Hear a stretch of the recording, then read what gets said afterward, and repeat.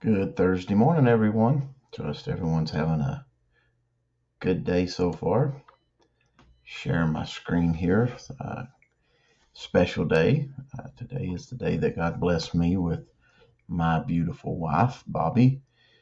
We are celebrating our 26th wedding anniversary today. So they say time flies when you're having fun. Um, I hope she would say the same. But I am blessed, and I thank God every day for her. We're going to continue on in our series that Brother TJ had started back last week, talking about Abraham and the sacrifice of Isaac. And I've entitled today's Faith in Your Feet. And then we usually all try to share something that when God spoke to us during the message. And of course, it was a very good message, and I got a lot out of it. But the one part, and I shared it Sunday night, that really spoke to me was, what God's doing on the other side of the mountain. And that's kind of what we want to talk about today. But faith in your feet. And of course, at my age, my feet's never been definitely my strong suit. Never been real quick or whatever else, but somewhat athletic feet once upon a time, but not so much anymore. But that's what we're talking about is faith in your feet. But faith that you know faith in God that causes us to act. Okay, but God causes us to walk by faith, not talk by faith. Faith involves your feet. I found that quote in this slide here from Tony Evans. I like it, and I got another one I'll share with you here in just a second. But we're going to go to Genesis in chapter 22 and just a couple different verses. And Pastor hit on most of these, and some of the other guys have talked about them a little bit as well. But starting in verse 2 kind of sets us up with what the message was about. And he said, "Take now thy son, thy only son, Isaac, whom thou lovest, and get thee into the land of Moriah, and offer him there for a burnt offering upon the mountains, which I will tell of thee."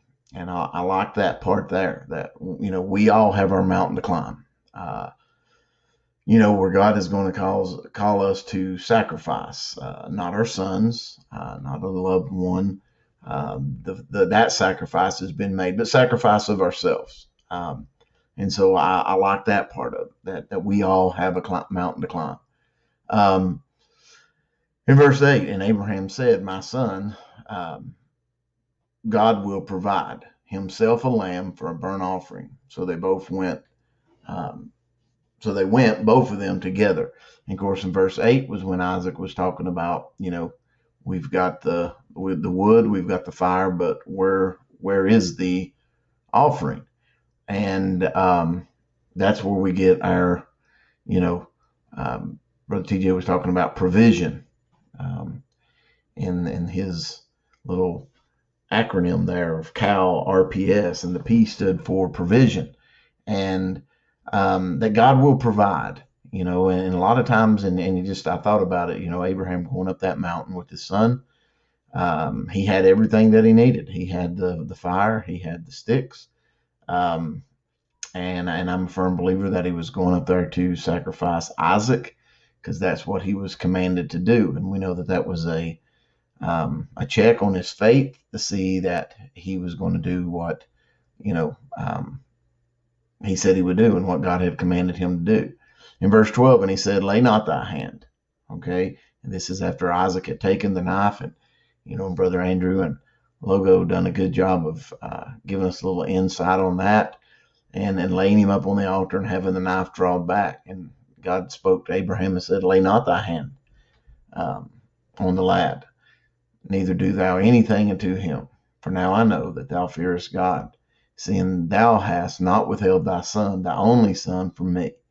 And I like the way that Pastor turned that in, and as well as the symbolism of it, of the fact that God didn't spare his only son. Okay.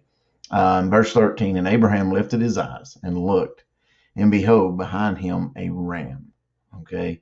And so we see the provision there that was caught in the thicket. And as we think about that, the things that we go through in the life that we live, and a lot of times we'll question, well, God, where are you at? Or God, why am I having to go through this? Did Abraham have those thoughts? I guarantee it. Being a father of a son, of actually two sons, um, you know, I'm sure that question crossed his mind, but I'm sure that he also had looked back and he's seen the times in which God had, you know, kept his promises and how that God had provided for him. He knew who God was.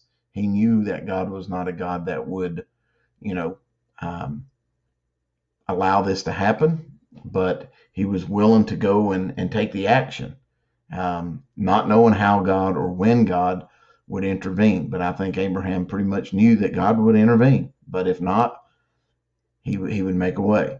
And so I think about it in our own life as we climb our mountains, you know, and we ask the prayer that we probably have all prayed is, God, why? Why am I going through this? You know, we don't see the sacrifice at the time, and maybe we seem like we're the only ones sacrificing, or we don't understand the sacrifices we're having to make. But just like Abraham, through it all, God is wanting to complete His perfect work within us, and blessings follow obedience. And when Abraham was going to sacrifice his son, God spared him, provided a ram, and when Abraham comes down, then God's fulfilling all the promises that He had made to him about being the father of many nations, and you know, so we can trust God. We can trust God, but what's our part in this? And I found this last quote as we come to a close here. Faith isn't merely feeling like God is telling the truth, nor is it saying God is telling the truth. Okay. Most people, if you interviewed, I would say that it would be 70 or 80% of the people would talk about faith, and they would talk about God, and that, you know, they believe in a God, and they believe in this, and they believe in that. And, you know, and I think oftentimes we would get confused in saying that is faith, you know. But again, it's not just merely feeling. It's not a feeling, nor is it just saying, you know, I believe God is the truth. Saying it, you know, talk's cheap. For faith to truly be faith, it involves acting like God is telling the truth.